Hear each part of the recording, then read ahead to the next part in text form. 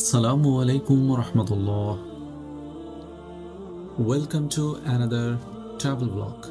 আজকে আমরা যাচ্ছি নিউজিল্যান্ডের অন্যতম আইকনিক এবং সুন্দর মাউন্টেন দেখতে, Mount তারনাকি. From the scenic road view to the breathtaking top of the mountain, this journey is going to be unforgettable. এই ভিডিওতে আপনি দেখতে পাবেন পাহাড়ের পাদদেশ থেকে শুরু করে হাইকিং ট্রেইল আর শেষে পাহাড়ের চূড়ান্তের অসাধারণ দৃশ্য. So buckle up, grab your backpack and চলুন ঘুরে আসি মাউন্ট তারনাকির মনোমুগ্ধকর পথে.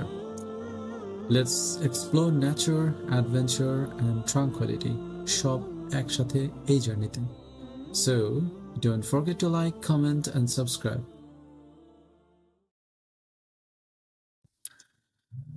আজকে আমরা যাচ্ছি নিউজিল্যান্ডের তারনাকি রিজিয়নে এক্সপ্লোর করতে one of the most iconic hiking trail Mangorei trek. So আমরা ম্যাঙ্গোরেই ট্রেক টু পুকে কুই ট্রাং, আই ডোন্ট নো আমার উচ্চারণগুলো সঠিক হচ্ছে কিনা. এই ট্রেলের শুরু হয় ম্যাঙ্গোরেই ট্রেল হেড থেকে. এটা just 20 minute from New Plymouth city. By the way, আমাদের যাত্রা শুরু হয়েছে অকল্যান্ড থেকে. সো অকল্যান্ড থেকে নিউ প্লেমাউথ আসতে যদি নন স্টপ ড্রাইভ করা হয় তাহলে 4.5 থেকে 5 বা 5.5 ঘন্টার মতো সময় লাগে. সো আমরা আজকে যাচ্ছি, সামনে দেখতে পাচ্ছেন যে মাউন্টেনটা দেখা যাচ্ছে, ওটাই হচ্ছে মাউন্ট তারনাকি. সো ওইখানে একটা আইকনিক হাইকিং ট্রেল আছে. সো আমরা সেটাই এক্সপ্লোর করার জন্য যাচ্ছি.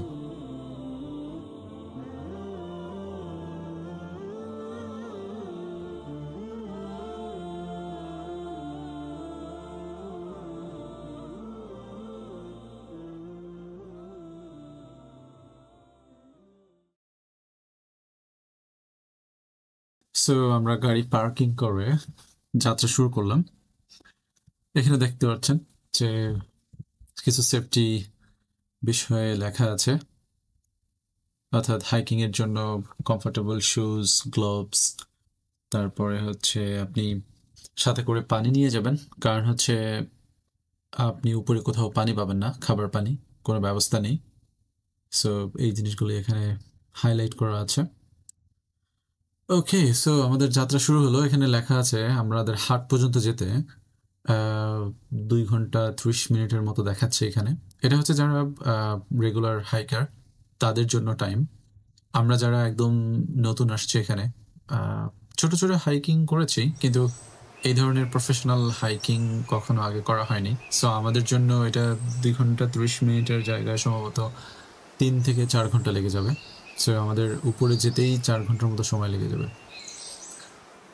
তবে যাত্রাটা অনেক বেশি কষ্টের বা অনেক বেশি রূঢ় কোনো সিচুয়েশন আসে না সামনে, কারণ হচ্ছে আপনি চারপাশের যে ন্যাচারাল দৃশ্যগুলো দেখবেন জঙ্গলের ভিতর দিয়ে. সো এই জঙ্গলের ভিতর দিয়ে এই দৃশ্যগুলো দেখতে দেখতে যখন হাঁটবেন তখন অন্যরকম একটা ভালো লাগা কাজ করে. সো অনেক বেশি যে হাঁপিয়ে গেছি, অনেক বেশি পেইন হচ্ছে পায়ে, এই জিনিসগুলো অনেক বেশি ফিল করা যায় না.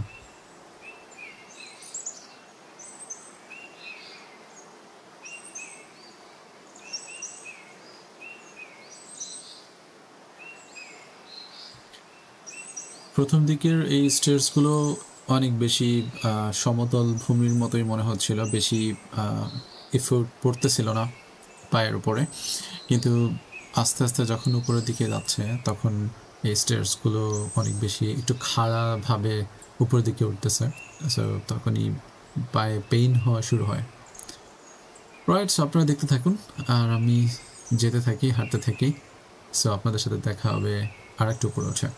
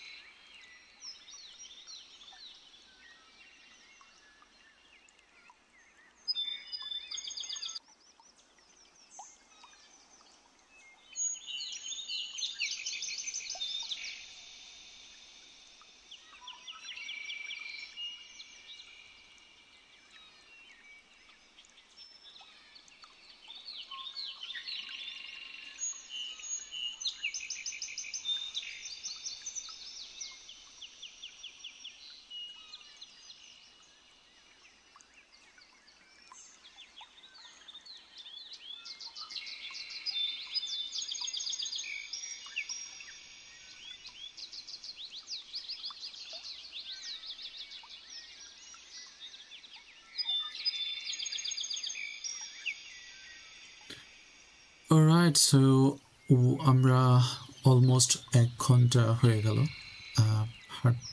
উপরে চলে আসছি। সো মেবি লাস্ট নাইট অনেক বেশি রেইন ছিল, সেই জন্য কাঠের রোডগুলো অনেক বেশি স্লিপারি হয়ে গেছে এবং মাঝে মাঝে পানি দেখা যাচ্ছে রোডের কাঠের ফাঁক দিয়ে দিয়ে। সো অনেক বেশি স্লিপারি। সো আপনারা যদি কেউ এখানে আসেন অবশ্যই মেক শিওর করবেন যে আপনার যদি কোনো হাইকিং বুট থাকে অথবা রেইন বুট থাকে অথবা আপনারা যারা সাইডে কাজ করেন সেই বুটগুলো পরে আসতে পারেন, কারণ হচ্ছে অনেক বেশি স্লিপারি। সো আর যদি এখানে পাটা স্লিপ করে মানে পড়ে যান তাহলে অনেক বেশি আহত হওয়ার সম্ভাবনা থাকে, আর আশেপাশে ফার্স্ট এইড কোনো সিচুয়েশন ব্যবস্থা কিছুই থাকে না। এই জন্য বেটার হবে যে একটু শক্ত সোলের কোনো জুতা পরে আসলে ভালো হয়।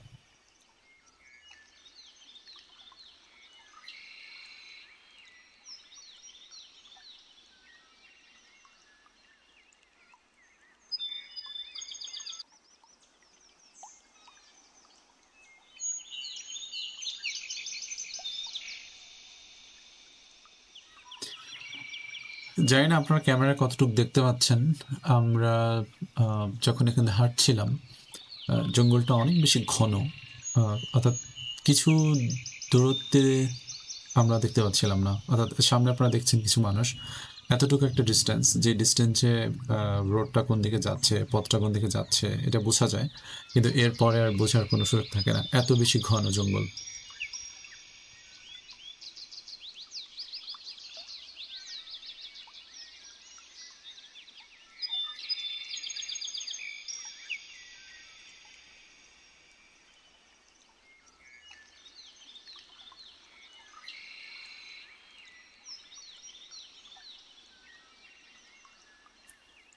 এই জায়গাটায় আসার পরে আমরা একটু বিশ্রাম নিই, একটু লম্বা সময় বিশ্রাম নিই, আর একটু দোটানা ফিল হচ্ছিল যে সামনে কি আর যাব নাকি পিছনে চলে আসবো, কারণ আপনারা দেখতে পাচ্ছেন যে স্টেয়ার্সগুলো একদমই উপরের দিকে যাচ্ছে, একদমই উপর দিকে যাচ্ছে। সো অনেক বেশি পেইন হচ্ছিল পায়ে।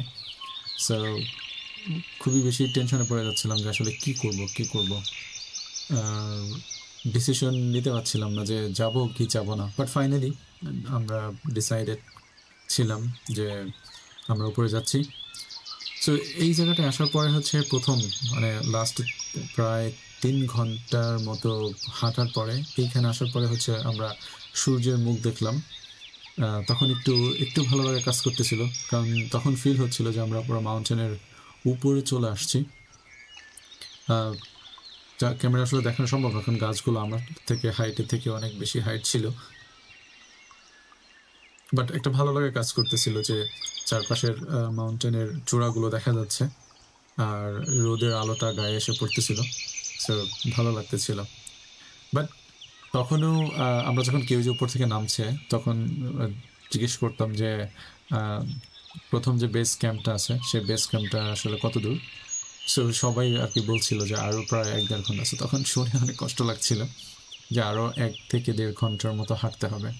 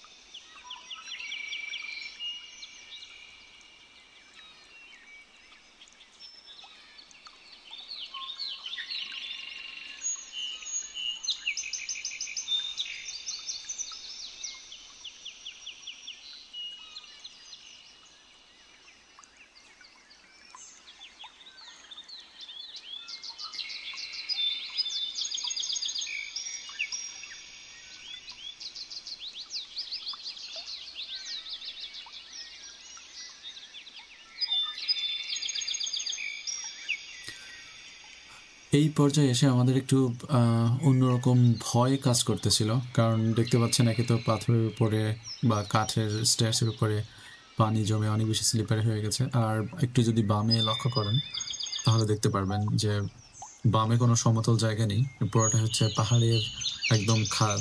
সো যদি কোনোভাবে পা পিছলে বা এই পাথরের সাথে পা বেঁধে যদি পড়ে যায় তাহলে একদম পাহাড়ের একদম নিচে চলে আসতে হবে গড়াতে গড়াতে, এরকম সিচুয়েশন। আমরা যে কত উঁচু এসেছি এটা জানি না ক্যামেরা দিয়ে বোঝানো যাবে কিনা, আপনাদেরকে একটু দেখানোর চেষ্টা করব যে কত দূরত্বে আমরা তখন এসেছিলাম। দেখেন সামনে দেখা যাচ্ছে সমুদ্র কত নিচে এবং সমতল ভূমিগুলো কত নিচে, এবং আমরা অনেক বেশি উপরে চলে আসছি।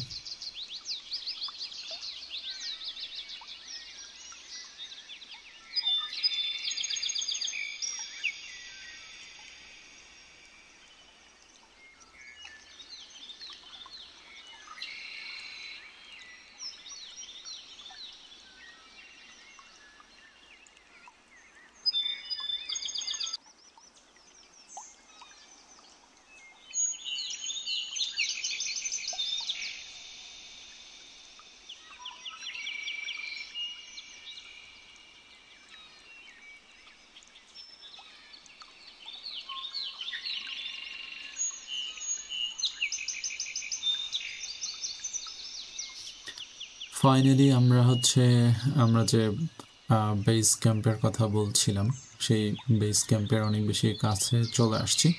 কিছুক্ষণের ভিতরে দেখা যাবে বেস ক্যাম্পটা। সো এটা দেখার পরে হচ্ছে একটু ভিতরে শান্তি কাজ করতেছিল যে যা হোক আমরা অনেক বেশি কাছাকাছি চলে আসছি। সো আর বেশি সময় বাকি নেই, কারণ এতটা সময় আমরা আসলে বুঝতে পারতেছিলাম না যে আমরা আসলে কত দূর এসেছি বা কত দূর সময় লাগবে। সো আপনারা দেখতে পাচ্ছেন যে দূরে যেটা দেখা যাচ্ছে ওটা হচ্ছে বেস ক্যাম্প। সো ওটাতেই হচ্ছে আমরা যাব। সো ওই জায়গাটা দেখতে অনেক বেশি কাছে মনে হচ্ছিল, কিন্তু এখানে যাওয়ার জন্য আরও অলমোস্ট প্রায় 30 মিনিটের মতো সময় আমাদের হাঁটতে হবে।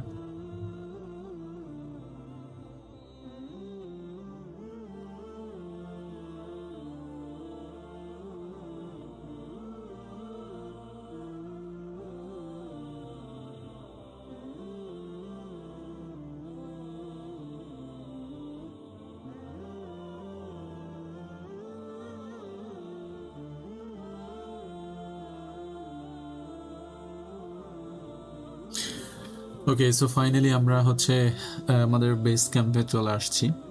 সো এখান থেকে দেখতে পাচ্ছেন মাউন্টেনের উপর থেকে দৃশ্যগুলো কেমন হয়। সো অনেক বেশি অন্যরকম অনুভূতি ছিল, যেটা আসলে ভাষায় আসলে বলে বোঝানো যাবে না যে কেমন অনুভূতি ছিল। বাট আমাদের জার্নি এখনো শেষ হয়নি, এটা হচ্ছে প্রথম বেস ক্যাম্প ছিল। সো আমাদেরকে আরও উপরে যেতে হবে। আমরা যে মাউন্ট চারানাকির ভিউ দেখতে আসছি, সো ওই ভিউটা আমাদের দেখতে হবে, সেজন্য আরও আমাদের প্রায় 10-15 মিনিটের মতো হাঁটতে হবে। 15 মিনিট বা 20 মিনিটের মতো এরকম হাঁটতে হবে, হেঁটে উপরে যেতে হবে।